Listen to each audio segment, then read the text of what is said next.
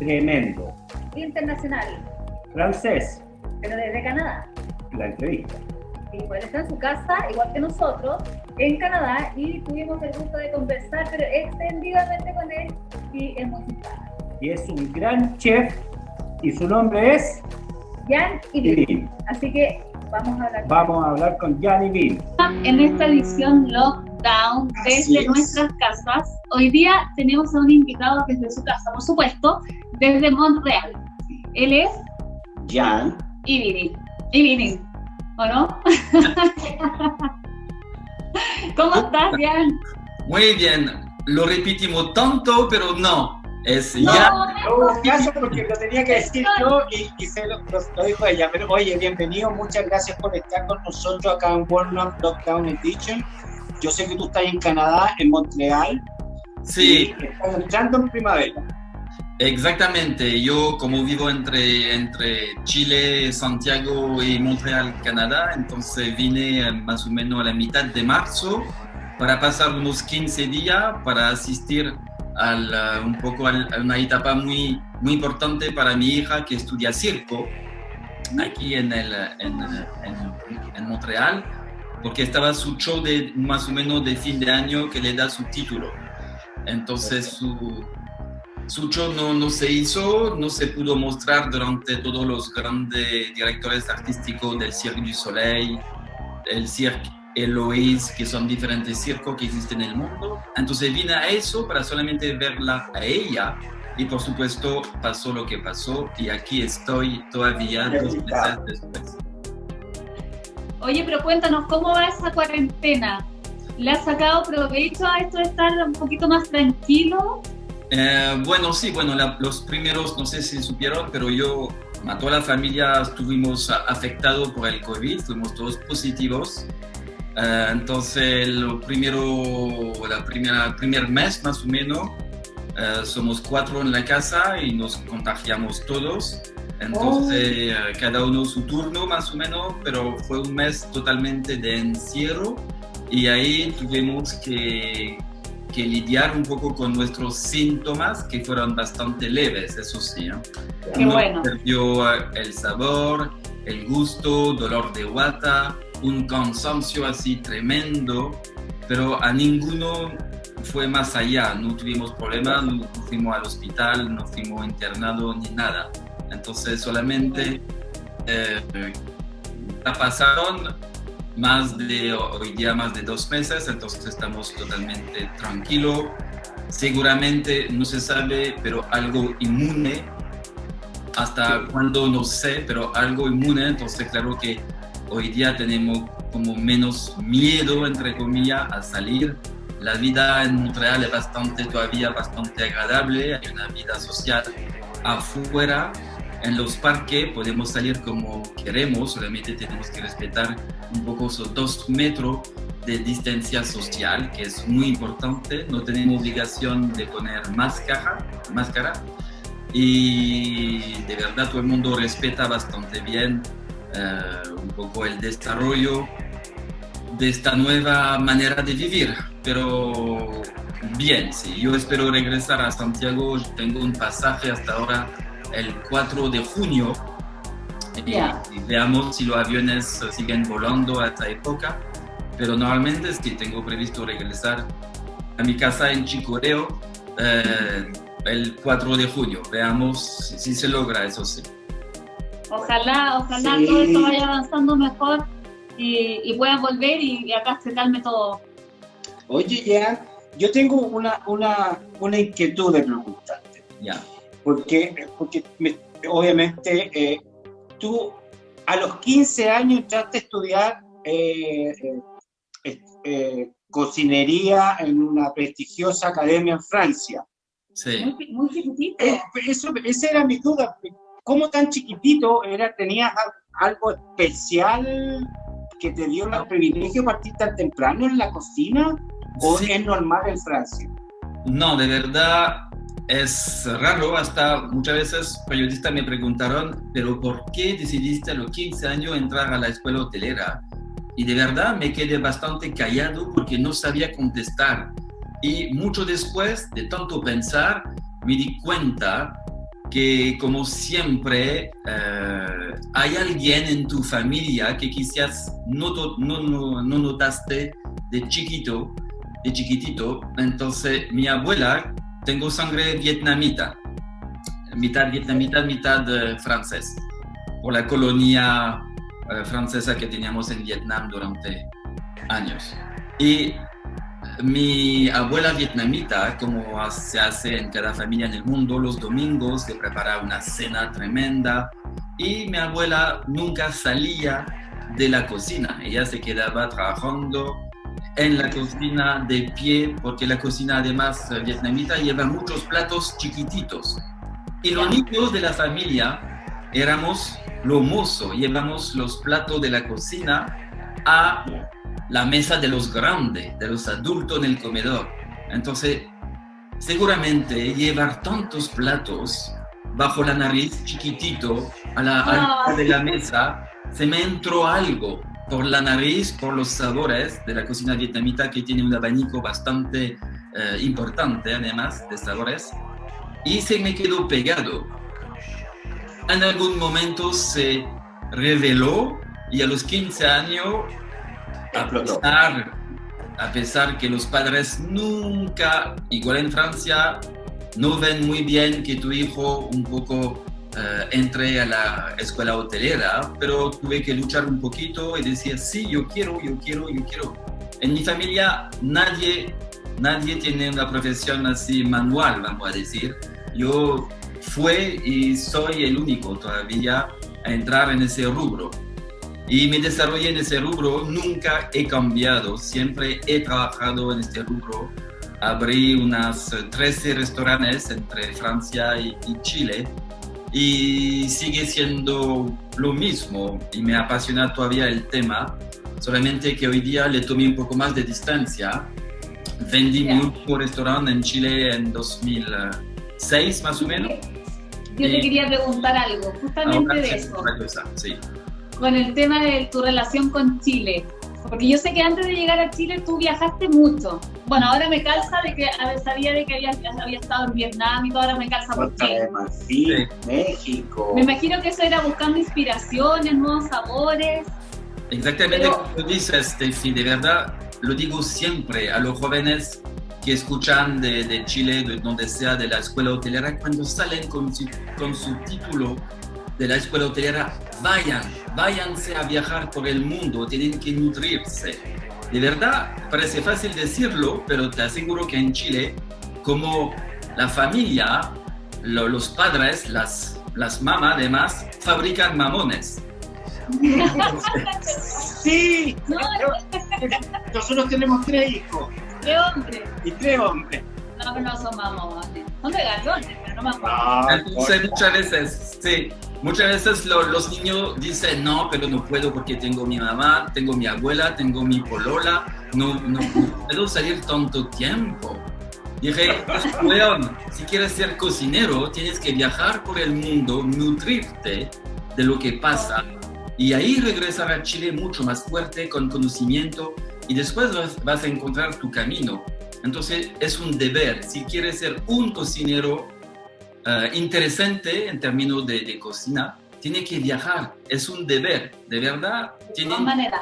Ahora, déjame preguntarle algo con respecto a la búsqueda, porque obviamente el peregrinaje a diferentes culturas buscando los sabores es porque de alguna manera tú también estás buscando tu identidad culinaria, o es solamente saber de sabores y todo lo que hay en el mundo, o hay una búsqueda también personal, porque tú en el caso tuyo. Como para tu propia creación. Claro, no sé, una mezcla de la francesa con vietnamita y un poquito mexicana, qué sé yo, que llega a algo tuyo. Totalmente, Franco, de verdad lo habían dicho, de verdad. Uno a través de su viaje hasta no se da cuenta, pero se está fabricando una identidad propia. Entonces, siempre digo, tienes que trabajar sobre tu base. Yo tengo una base de francés, entonces mi base es desde ahí. Pero queda un mundo enorme afuera. Si eres chileno, tu base es chilena. Pero a partir de ahí, construye. Tu base tiene que ser la más fuerte. Es como una casa. La base de una casa es la más fuerte, la más sólida. que toca a la tierra donde naciste. Y a partir de ahí puedes subir con diferente piso de cultura distinta. Y ahí llegas al techo muy fuerte, con una identidad muy propia. Y eso es muy interesante. Los comensales quieren nutrirse también, quieren viajar a través de la cocina de uno. Entonces es bastante interesante para un comensal viajar a través de un plato de cocina. Y si tiene una base chilena que se va por Tailandia y regresa por México, no hay problema. Al final no hay una cocina, no hay una buena, una mala. Es la cocina, la buena está hecho con buenos ingredientes y punto. Y después de toda esta búsqueda y estos viajes, ¿cómo llegas a Chile? ¿Por qué Chile? Sí. Uy, ay, ay. Bueno, como de verdad sí, me considero como un chef nómade, soy un patipero, como se dice en Chile. Antes de Chile viajé, me quedé viviendo un poco en México, también tratando de abrir un restaurante allá y fue un poco difícil en términos de los trámites. Y allá en México encontré unos franceses que me hablaron de Chile, que de verdad en el año 96 no se sabía mucho, no había internet. Para ser honesto, lo único que sabíamos de Chile era Pinochet y algo de vino, que empezaba a escribir unos artículos en los diarios de Chile, de los vinos chilenos. Ya, y bueno, regresé a Francia después de haber dicho que a México no, al final mejor que no. Regresé a Francia, París. Fue a la embajada de Chile en París. Me recibió el concierge, muy simpático, y aprendí Chile, conocí a Chile a través del Mercurio, que era el único diario que llegaba allá. Entonces, con él, ahí, leyendo el diario, buscando a través de las páginas del diario un poco cómo se vivía en Chile. Y si sabes un poco interpretar un poco las publicidades, ver el tipo de película que hay, ver los comerciales que está dentro un diario, puedes entender un poco la cultura y a qué nivel está. Es muy importante si sabes leer un poco entre la línea. Y ahí me di cuenta que era un país bastante más abierto de lo que quería, de lo que pensábamos al final. Entonces dije, ya, tengo que ir para ver. Y tomé el avión, llegué, y tomé un taxi y dije, hotel barato. Y Disculpe, ¿a cuál llegaste? Llegué a Plaza Brasil. Ya, muy barato. Sí, porque la noche valía 8 lucas, me recuerdo. Y era un hostal de mierda, pero bueno, había que empezar. Oye, pero cuando uno viaja todo es más lindo. Y el taxista te dijo, ¿este es el mejor, weón? Sí. Dije, por ahí tienes que empezar. Y de verdad me quedé varios meses ahí, era mi lugar. Y ahí empecé a viajar a través de Chile y una vez que me di cuenta que podía hacer algo, que de verdad para un cocinero es un paraíso, porque si vas a la Vega Central, te das cuenta que existe un abanico, un surtido de producto enorme. Entonces ahí empezó a hablar el chef en mi mente, el cocinero, y ahí dije, no, aquí hay que hacer algo.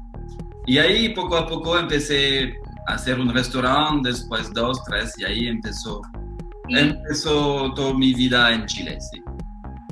¿Y ya has abierto 13 restaurantes? Entre Francia y Chile. ¿En Francia y Chile? Sí, en Chile 8. 8. Sí, más una. ¿Hay alguno que sea tu preferido? Restaurante Regalón. ¿El Regalón?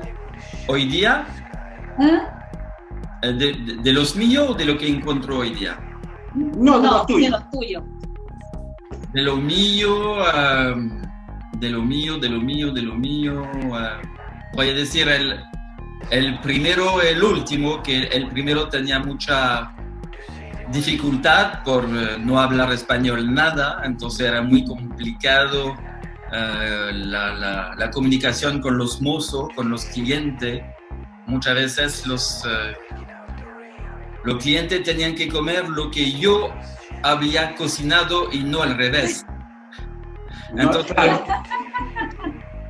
los mozos se acercaban a los clientes diciendo, bueno, si quieren comer hoy día, mejor que eligen entre ese, porque el chef está preparando una trucha con mantequilla rubio y un beurre bourguignon. Porque todo lo que está en la carta, él no lo va a hacer porque no. Entonces, eso o eso. Y al final empecé a hacer al contrario. Los clientes dijeron, dame algo para comer nomás. Obvio, pero fue difícil ese comienzo, ¿te costó hacer partir ese restaurante, que la gente llegara o tuviste suerte? Tuve yo problema, sí, había bastante problema con mi idioma, por supuesto, también por la cultura chilena, porque cuando llegué era esa época donde tienes que elegir la proteína, el acompañamiento y la salsa. ¿Ya? Y era la época de la papa duquesa, de esas cosas de mierda que no me entran en la cabeza. Y era conflictivo conmigo de decir, no vine a Chile para hacer papa duquesa. Y la gente quería eso. Dije, no, yo quiero un filete con papa duquesa y una salsa pimienta. Y además, lo peor de todo es con bebida. Entonces yo rechacé a vender bebida durante 6 meses. Para ser honesto, no lo logré. Tuve que ceder al consumismo de la bebida en Chile, que sabemos que es uno de los primeros del mundo y que además afecta mucho la obesidad. Sí, tenemos que hablar de ese tema importante. Sí, tuve que lidiar un poco con todas esas costumbres chilenas al momento de ir al restaurante. Hoy día cambió mucho, pero estoy hablando de 20 años atrás. Y era muy difícil cambiar en ese momento, sí. Entonces, poco a poco cambié. Pero ¿sientes que lo lograste? Sí, de verdad, sí. Hoy día hay restaurantes sin bebida, hoy día no se pide papa duquesa más. Hoy día te dejas llevar por el restaurante, por el chef, dice ya, dame un menú de 5 tiempos y esperas nomás. Al final te quieres sorprender, porque nunca entendí el chileno donde lo que come en su casa, al final lo podía comer también en el restaurante. No entendí por qué iba al restaurante para comer lo mismo. Sí. Bueno, oye, Jan, curiosidad, ¿cómo llega la tele a tu vida? ¿Tú la buscaste? ¿Cómo fue ese proceso? Porque también es súper importante en tu vida. Y se transformó como parte de tu carrera. Sí, no, cambió mi vida, hay que ser sincero. Y justamente después de 15, 16 años en Chile, mi hija creció y ella decidió ir a estudiar circo, como lo dije al principio. Y a Canadá, que es la capital del circo mundial, es Montreal, porque está la casa matriz del Cirque du Soleil. Y dije, bueno, quizás es tiempo, ya 16 años en Chile, quizás es tiempo con mi ADN de nómade, dije, es tiempo de empezar todo de nuevo, de partir de nuevo con 2 maletas y empezar una nueva vida en un país que no conocemos. Y fue como proyecto familiar, dije, ok. Entonces vendí mi último restaurante que estaba en el Alto Las Condes y ahí empecé a vender autos, a vender todo para ir a vivir a Canadá y como proyecto familiar. Y justo cuando empezamos a vender todo eso, el restaurante estaba ya vendido, el auto también, todo eso, me llama productores, ya estamos buscando chef para un programa de cocina. Al principio dije, no, de verdad tengo la cabeza ya de otro lado y además la tele nunca pensé que voy a hacer cosas. Y entonces dije no. Me llamaron 1, 2, 3, 4 veces, dije Al final estaba 60, había vendido todo. Dije okay, voy a ir en un set de televisión porque nunca lo vi de mi vida. Entonces fue al casting y como se hace en el casting, al final el casting dice, ya, muchas gracias, te vamos a llamar. Dije, ya, como siempre, solamente que esta vez me llamaron, sí. Ya, sí, está claro. Y ahí dije a mi familia, dije, bueno, parece que funciona la cosa de la televisión, un programa que no conocía, MasterChef, no sabía qué era, nunca lo había visto de mi vida. Ya. Y dije, al final son 4 meses de grabación, entonces no hay problema. Ustedes empiezan a ir a Canadá, empiezan a ver las casas, todo eso, y yo termino esta wea de televisión y esta wea. No, y después descubriste una nueva faceta, porque no te fuiste más de la televisión. no, Y tiene un carisma que es muy entretenido para la tele, además. Sí, a mí me encanta. sí, me han dicho, el acento ayuda, sí, pero sí, y los 4 meses ya se convirtieron hoy día en 6 años y tengo proyecto adelante y sí, es algo bonito, y lo que debo agradecer sí a la televisión es que me obligó a salir de mis 4 paredes de cocina. Son la confort. Y porque uno se olvida, cuando cocineros nunca levanta la cabeza para decir, chuta, hay un cielo azul todavía. Entonces eso de verdad lo agradezco mucho a la televisión, porque me obligó a mirar en 360 y no solamente enfocarme en mis sartenes y mi olla.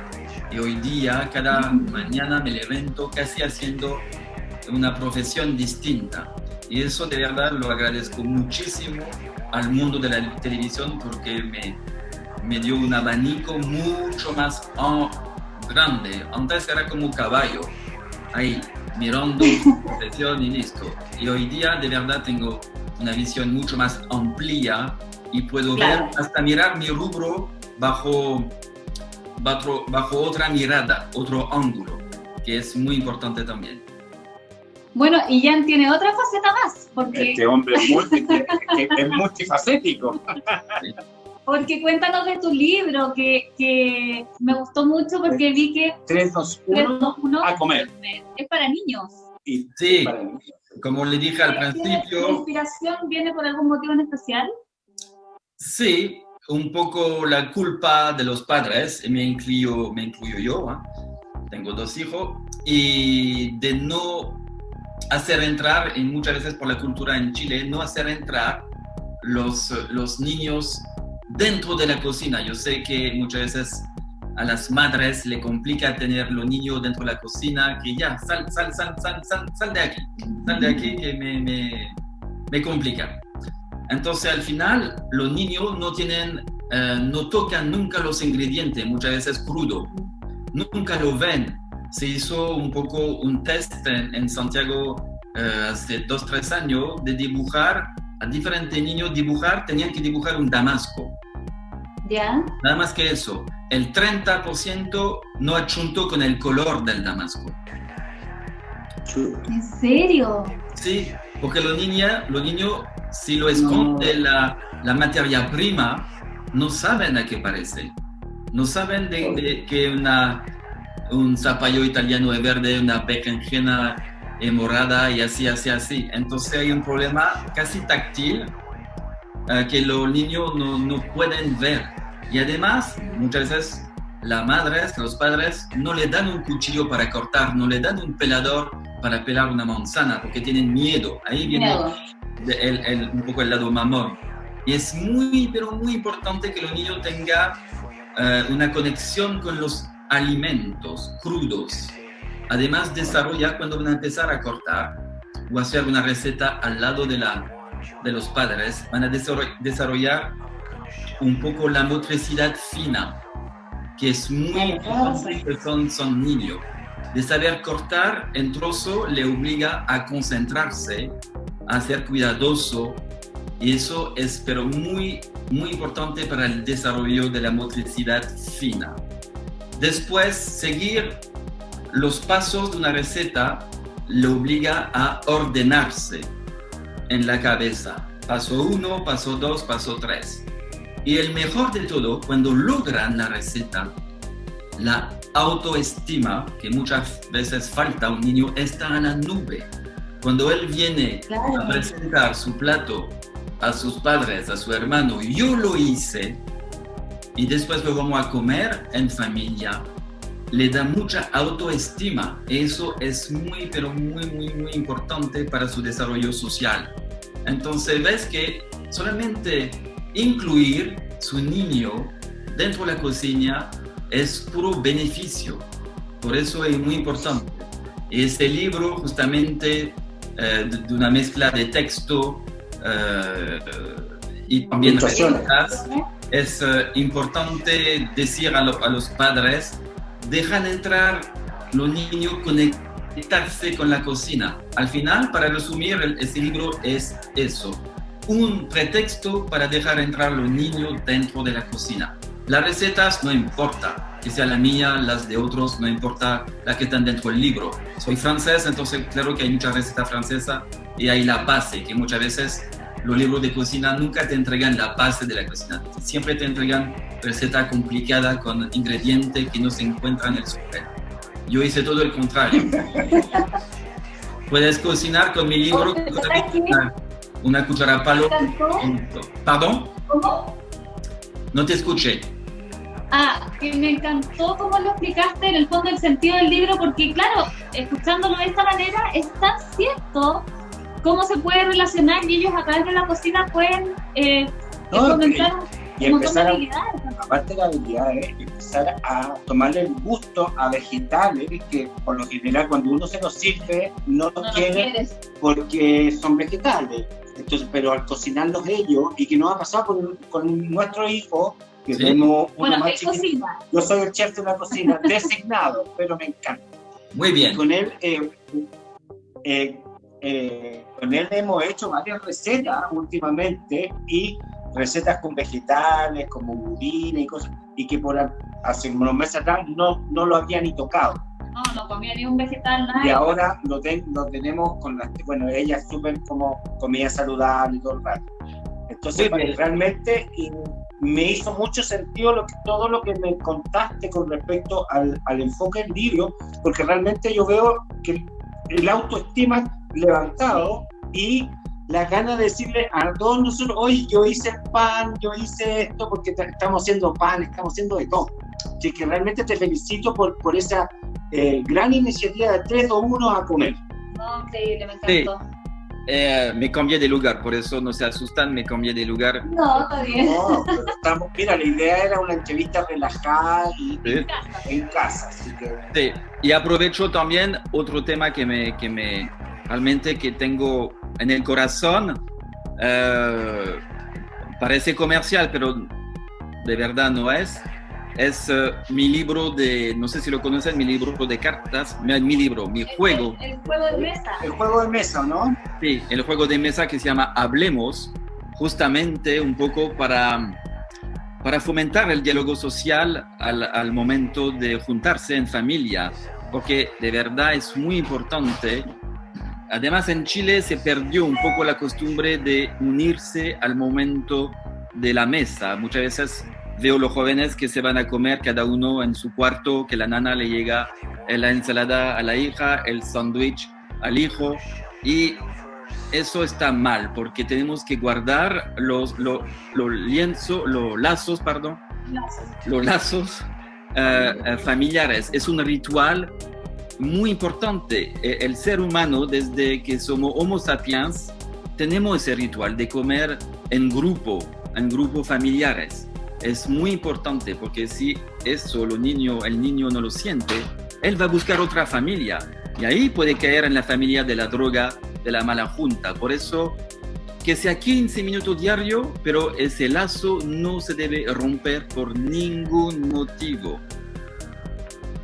Nosotros, para nosotros sagrado comer todos, almorzamos todos. Desayunar juntos, almorzar juntos, cenar juntos, y la cocina sagrado. Para nosotros en nuestro, yo creo que el lugar donde más estamos, sí, en nuestro centro de reunión. La mesa es el mueble más importante en una casa. Y si se dan cuenta, es el único mueble donde nos miramos en los ojos, porque ni siquiera en la cama estamos al lado.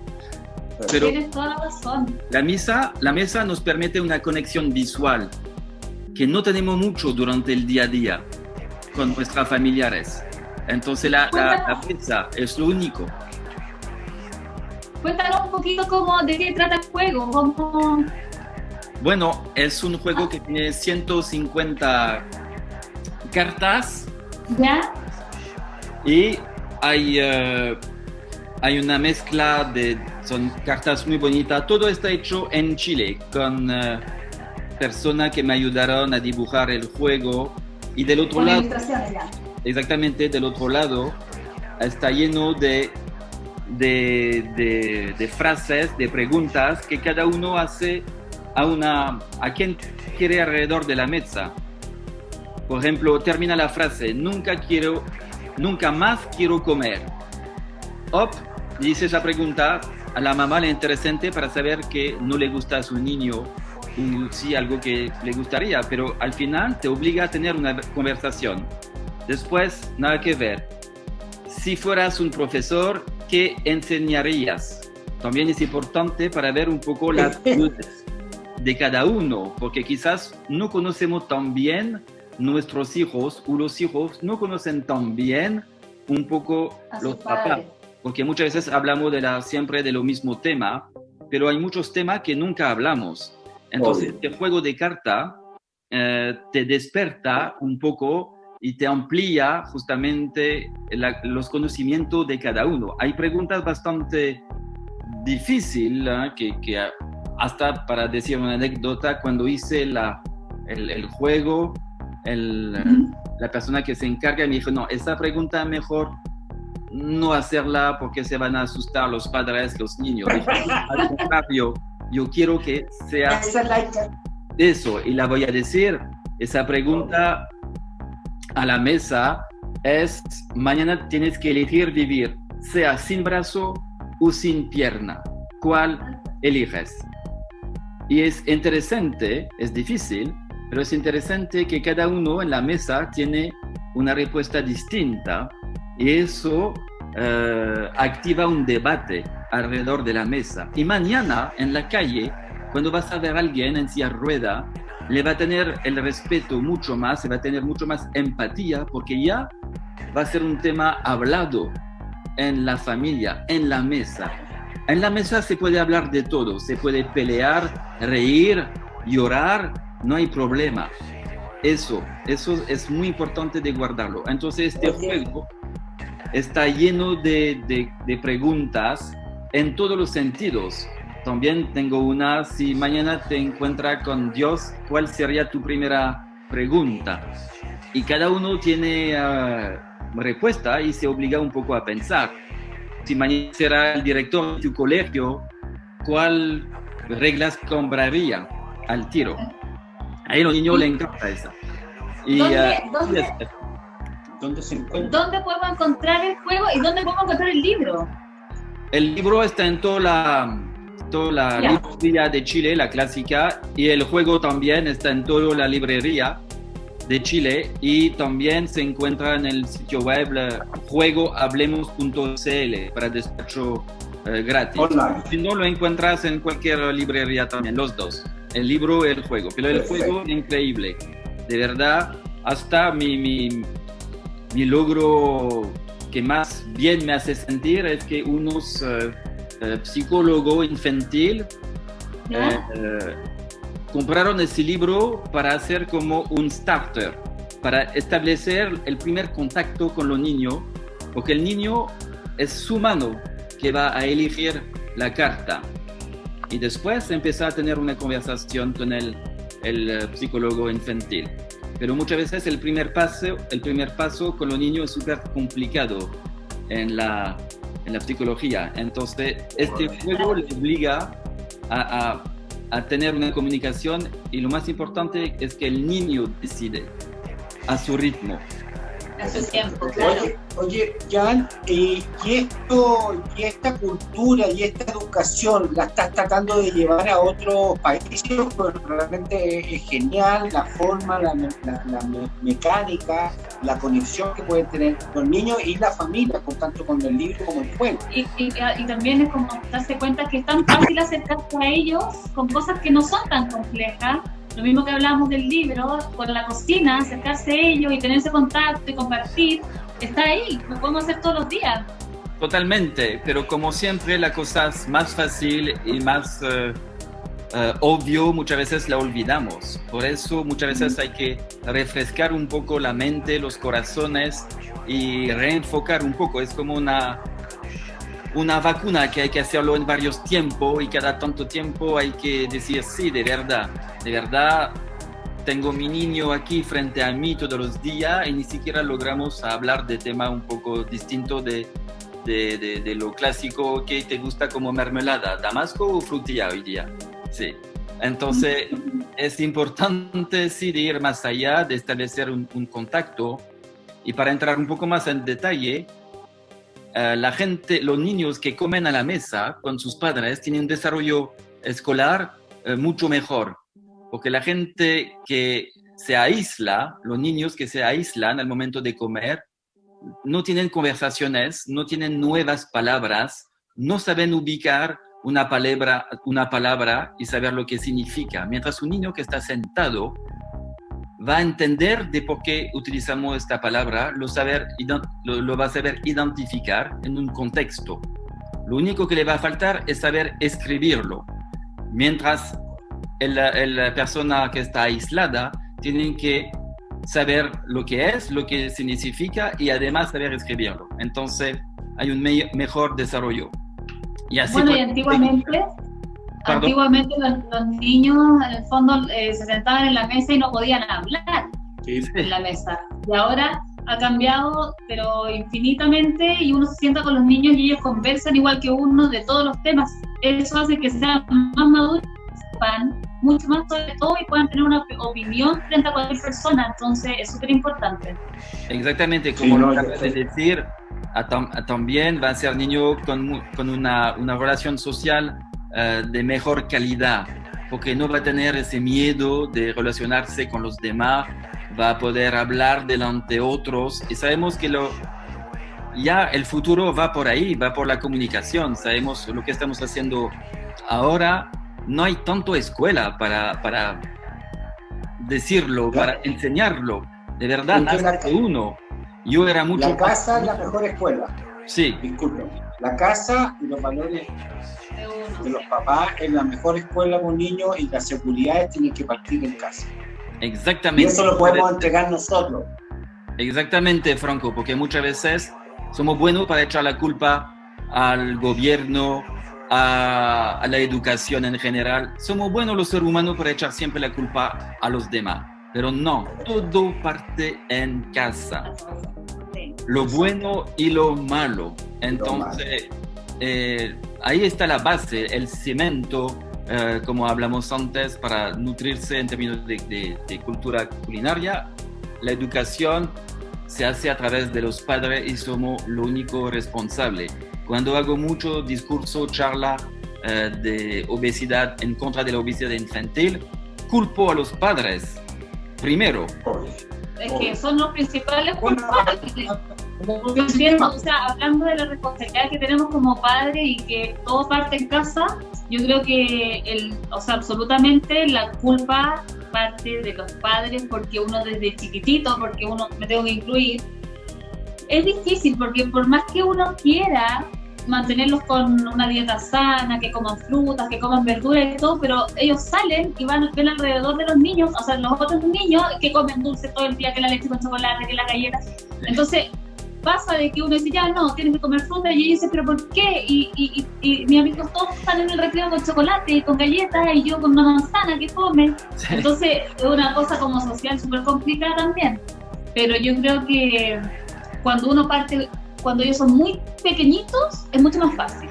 Lo mejor, yo tengo dos temas cuando doy charla. Uno es el agua, que nadie toma agua en Chile, como una bebida, y después el azúcar. Entonces los niños muchas veces te dicen, los padres, porque no saben, no hay que culparlo, no explican del porqué de la manzana, del porqué que hay que tomar agua. Muchas veces los niños son la edad del porqué, y más chico, más. Entonces yo explico por qué hay que tomar agua, entonces explico con palabras muy sencillas que el cuerpo necesita agua porque adentro es como plantas, tiene órganos que necesitan mucha agua para hidratarlo, igual que la piel afuera, adentro también necesitamos hidratar. También el agua sirve para regularizar la temperatura del cuerpo, si no vamos hirviendo ahí. Y hay que tomar antes de tener la sed, entonces inculco con los profes de tomar agua cada hora. Hago un brindis al agua una vez cada hora. El cuerpo humano, 80% de agua. El mundo, en la planeta Tierra, es 80% del agua. Entonces, te aseguro, cuando los niños entienden del porqué del agua, cuando termino la charla, buscan agua por todos lados. Obvio. Es que bueno que los niños de ahora son así, uno no les puede decir no porque no. No, hay que explicar. Yo creo que es lo correcto. Hay que explicar por qué no o por qué tienen que hacerlo de esta manera, pero también yo creo que ahí somos todos culpables en el sentido que a veces es más fácil decirle ya, bueno, tómate la vida.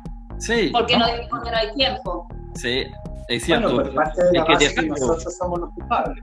Hay que dejarlo también tener sus placeres a través del chocolate, de la galleta. Es muy importante de seguir también con eso. Yo de verdad no estoy de acuerdo con los padres que están demasiado rígidos, así cuadrado, que dicen no al azúcar, no, y cuando van a un cumpleaños con los demás niños, ahí dicen, chuta, lo que estoy perdiendo, maldición, aquí está todo. Y se llenan de bombones con la piñata y regresan con kilos de caramelos en los bolsillos. Comen todo en un segundo. Sí. Es lo peor que uno hace. Yo creo que con una buena educación, padres más educados y con un equilibrio, como dice Jan, que no puede ser tan extremista y tampoco tan permisivo, lográis tener un balance, un niño feliz que también prueba, le gusta y se da cuenta que no puede comer mucho porque no es tan saludable, pero es rico. Sí. No lo puede hacer, pero al final ahí uno también le está enseñando a que tiene que haber en todo un equilibrio. Un equilibrio, porque esa decisión la tiene que tomar él al final. Sí, me encanta la palabra justamente equilibrio, balance, mucho más que saludable.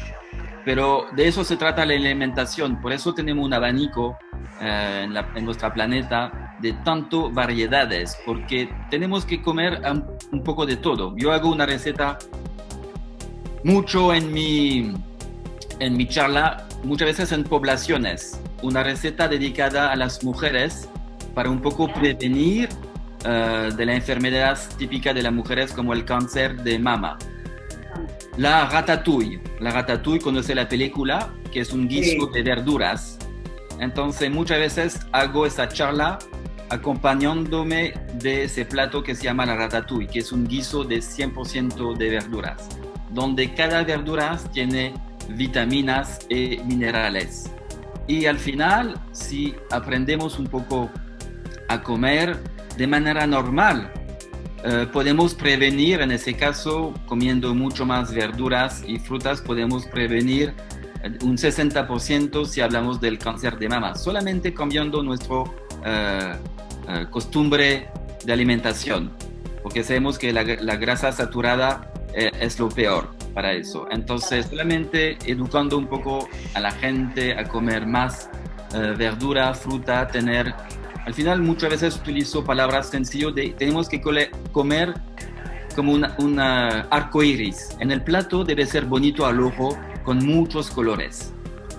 Y eso es bueno. Si tu plato está lleno de colores, te aseguro que va a tener una buena alimentación. Si comes arroz con pollo todos los días, por lo triste que es tu plato, es obvio que no es tan equilibrado y no saludable. Tiene que tener un abanico de colores. todos los días. Bueno, con mayor razón ahora, con todo esto del virus y todo, como que uno con mayor razón debe estar comiendo más frutas, más vitaminas del cuerpo, tener el cuerpo más alcalinizado, se dice, ¿no? Totalmente, tenemos que tener nuestro nivel de defensa óptimo, y eso se debe solamente, y se puede solamente gracias a la alimentación. Muchas veces estoy en contra de cualquier píldora adicional de vitamina C, que al final no son el ADN normal, es una copia, y que el cuerpo no asimila de la misma manera porque no conoce su ADN. Es súper sencillo y matemático. Cuando el cuerpo no conoce algo, de 100 que llega, le toma 10% para probar. Entonces, de una vitamina C, de un ADN falso, el cuerpo va a tomar una cantidad menor a una arándano, una naranja, que conoce perfectamente desde millones de años su ADN, y ahí el cuerpo lo va a absorber y lo va a transformar en las vitaminas que conoces. Y en todo eso es lo mismo. Todo lo que compras en pastilla viene del alimento, y está mucho mejor de calidad en el alimento que en un polvito, una pastilla. Yo sé que todo el mundo compra pastilla porque le hace bien más a la cabeza que al cuerpo, pero todo, absolutamente todo está en los alimentos. Solamente por eso hablo de equilibrio. Hay que saber comer durante la semana algo de proteína animal que sea del mar para tener su omega 3, después animal, después vegetal, y hacer un popurrí con todo eso. Pero todo, absolutamente, necesitamos absolutamente de todo. Por eso es muy importante el balance al nivel de la alimentación. El único que no necesitamos es el azúcar agregado, porque ya en todo lo que comemos hay azúcar. En lechuga hay azúcar, en tomate hay azúcar, en todo hay azúcares, disfrazado. Entonces lo único que no tenemos que agregar es el azúcar. Y si miras durante mucho, si hablamos de millones de años atrás, no había azúcar agregado, y la raza humana sigue siendo presente sin tener azúcar durante millones de años. Y eso es bastante lógico. La fruta con azúcar solamente 3 meses al año. Azúcar dentro dentro la fruta, la fructosa. Y con eso era suficiente, porque hay azúcar en todo. Finalmente uno se acostumbra, cuando deja de comer azúcar, uno se acostumbra, y lo mismo que cuando uno come muy aliñado, muy salado, y tú pasas todas esas cuotas, y al final uno se acostumbra y se siente mucho más los sabores los sabores reales de las frutas y las verduras. Correcto. Sientes mucho más. Totalmente. Bueno. Sí, dile. No, dime. No, es muy importante al nivel, muchas veces me preguntan como cocinero cómo alinear. Yo sé que Chile alinea bastante, muchas veces pone sal encima de los platos antes de empezar a comer, por costumbre. Sí, por costumbre. Si hay una salera al lado, la gente le pone sal y después empieza a comer sin antes saber qué sabor tiene. Y eso no, hay que cocinar con sal, pero no hay salera en mi casa. Pero como cocinero tengo la obligación de poner la cuota de sal normal al momento de cocinar. Pero después no se agrega sal. Después no se agrega pimienta, porque el cocinero tiene que saber alinear de manera normales los platos. Y después, listo, a la mesa puedes seguir comiendo el plato tal cual. Claro, el cocinero tiene que entregar el plato listo para comer. No para que uno le siga poniendo color con todo. Sí. Oye, discúlpenme, pero tuve que ir a... No, me acordé que tenía una olla prendida hace como 4 horas. No, Ya fui a bajar. se quedó en puré entonces. No, estoy haciendo una carne mechada Okay. con mucho jugo, pero ya 4 horas ya está acá, ya está más que mechada. Ya. Está listo, eso es muy rico, sí.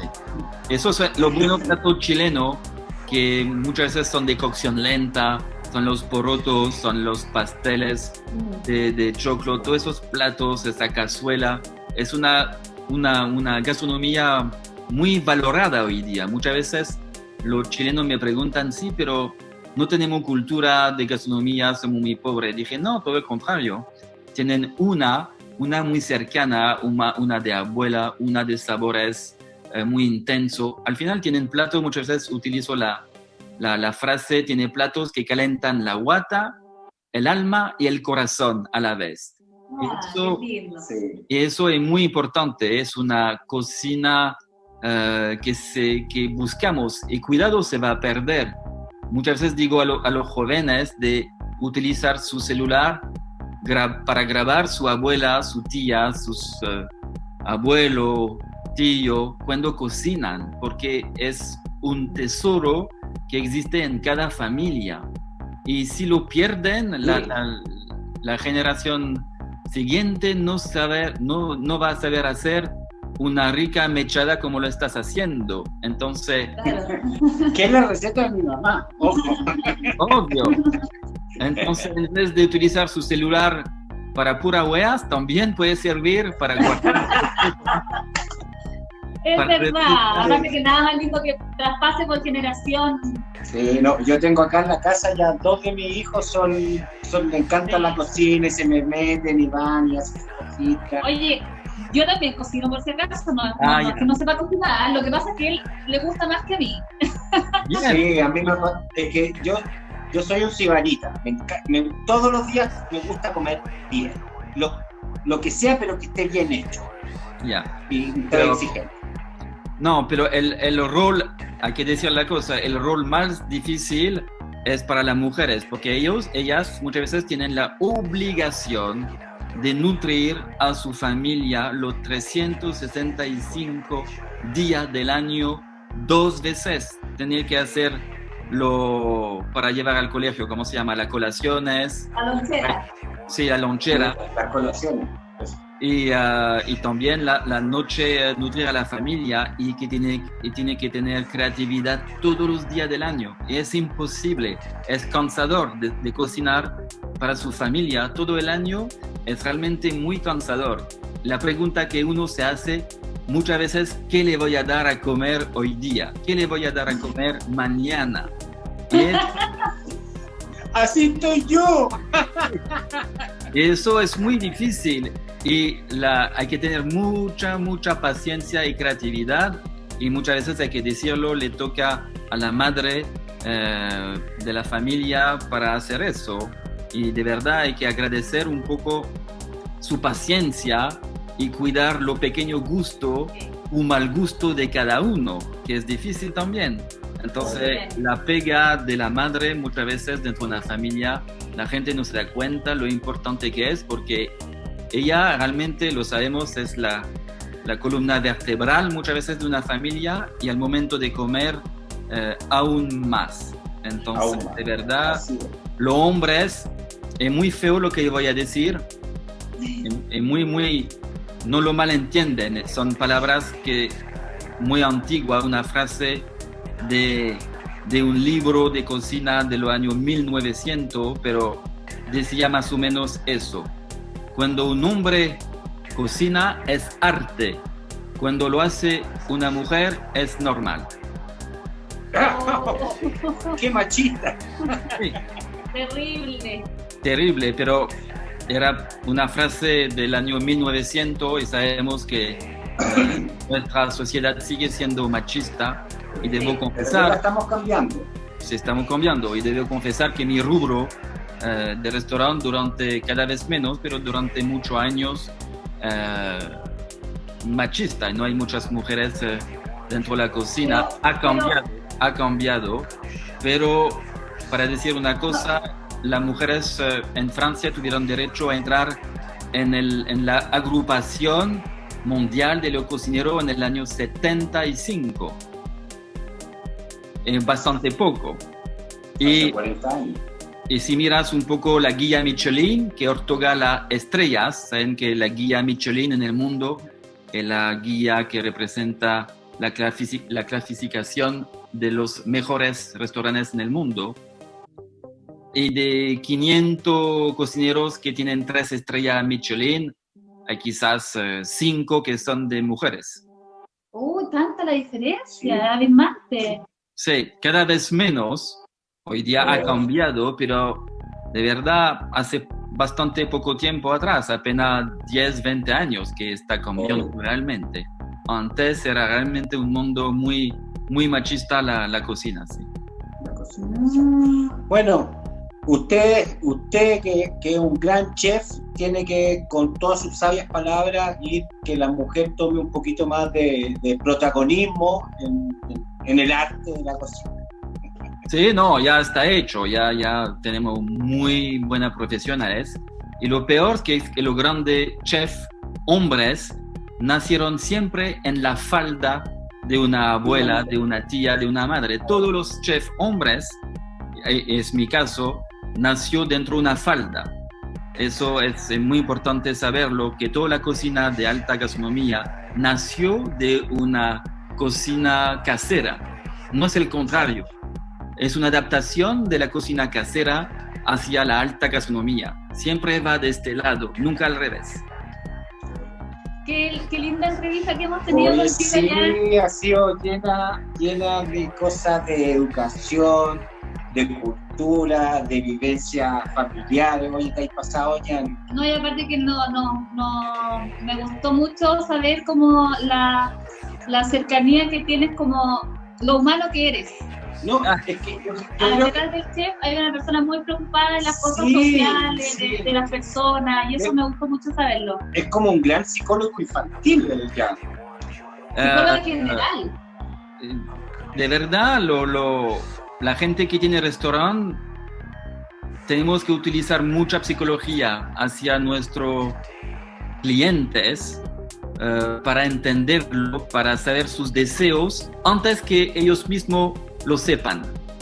Es muy importante eso. Y de verdad la experiencia, hoy día tengo 54 años y mucho labor dentro del grupo de la cocina. Entonces